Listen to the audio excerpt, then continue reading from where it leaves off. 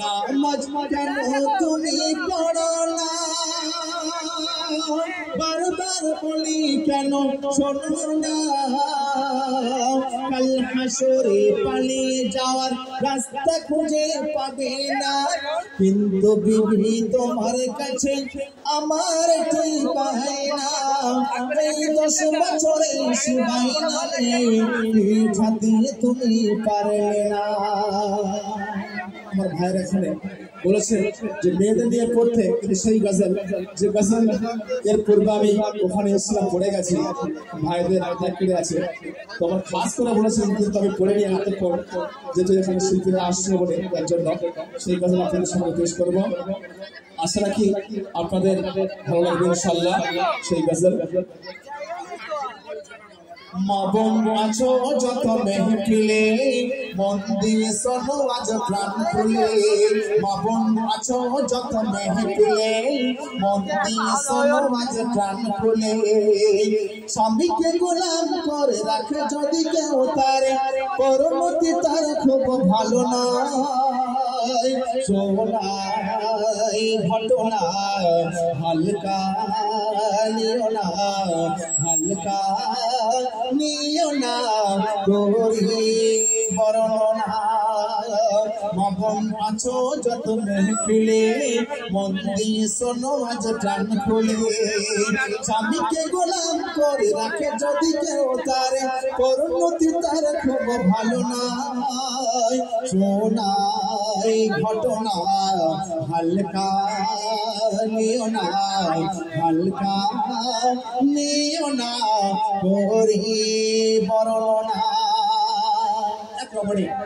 ঘটেছিল সত্য ঘটনা প্রমাণ দেবো আমি ঠিক মতো করেছে আমার সাহেব শুনবে ইরাকের শহরে এক নারীর মরণ হলো ইরাকের শহরে এক নারীর মরণ হলো দাফন তার দেওয়ার তারে খবর এখনো হলো আর খবর খোলা হলো হঠাৎ সবাই হইয়া অবাক কোথা হতে কবরে দিল এক বিষাক্ত সাপ দৃশ্য দেখিল যারা ভয়েতে পালায় তারা দৃশ্য দেখিল যারা ভয়েতে পালায় তারা কাছাকাছি কেউ রইল না সোনাই ঘটনা হালকা নিও না হালকা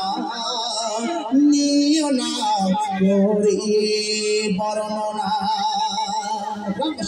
যতবার খবর করতে যায় ততবার সব দেখা পায় তারপরে কি করছে শুনবে নতুন করে খবর খোলা হলো আগের মতো সাপের দেখা গেল কি কারণে বারে বার বলছে কি কারণে বারে বার দৃশ্য এমন দেখা যায় সেই নারী কি কোন পাপ করেছিল দুনিয়ায় নানা লোক নানা জন শুধু গঞ্জন নানা লোক নানা জন করে শুধু গঞ্জন দৃশ্য এমন যেন দেখি না সোনাই ঘটনা হালকা নিও না হালকা নিও না বর্ণনা পাবন আছো যত ফেলে মন দিয়ে শোনো আজ প্রাণ প্রাণলে আছো যত ফেলে মন দিয়ে শোনো আজ প্রাণ খুলে স্বামীকে গোলাম করে রাখে যদি কেউ তারে পরবর্তী তার খুব ভালো না সোনাই ঘটনা হালকা নিও না হালকা নিও না করি বর্ণনা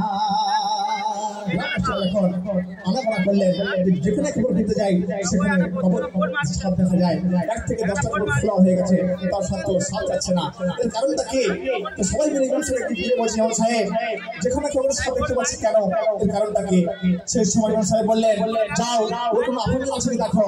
তখন বললেন যে নিজের স্বামী এখন বেঁচে আছে।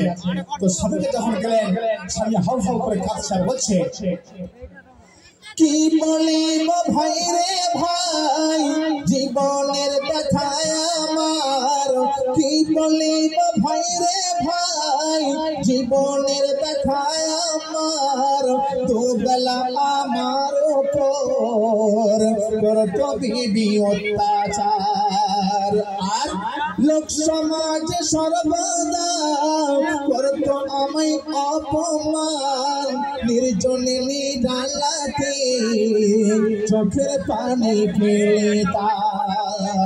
বহুদিন বহু কথা মনে শুধু লাগে ব্যথা, বহুদিন বহু কথা মনে শুধু লাগে ব্যথা।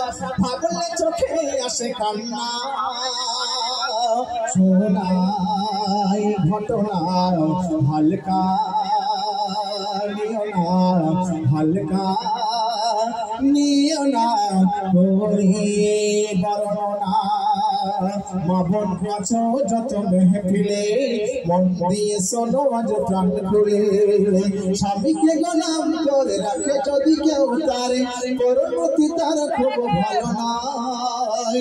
শোনাই ঘটনা হালকা নিও না, হালকা নিও না করি বর্ণনা।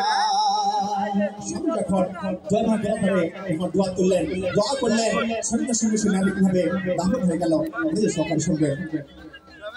সেই নারীর স্বামী দয়াময় খোদার দরে, সেই নারীর স্বামী দয়াময় খোদার দরে।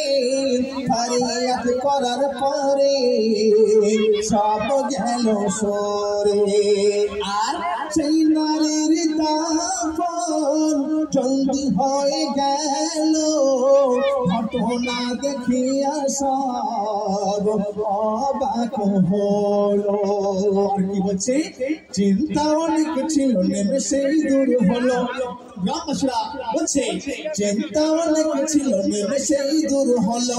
দিশা এমন যেন দেখি না, শোনাই ঘটনা হালকা নিও না, হালকা নিও না করি বর্ণনা। শেষ কথায় আমার সাহেবের একটু শুনবেন। বলে মনে আমি রাখো সব শুনে, স্বামীর ওপর ঝোল করোনা জীবনে। বলে মনে আমি রাখো সব শুনে, স্বামীর ওপর ঝোল করোনা জীবনে। কেন? স্বামী যদি হয় নারাজ, জানতে খোদা হয় নারাজ। ভুল যদি করে থাকো ক্ষমা চেয়ে নাও আজ। কেন? স্বামীকে ব্যথা দিয়ে কবরের মাঝে গিয়ে, অনেকে আছে স্বামীকে ব্যথা দিয়ে ক্ষমা চাইতে সময় পায় না, ক্ষমাও চেয়ে না। বলছে স্বামীকে ব্যথা দিয়ে কবরের মাঝে গিয়ে সাপের ওই দংশন খেও না। শোনাই ঘটনা হালকা নিও না, হালকা নিও না করি বর্ণনা।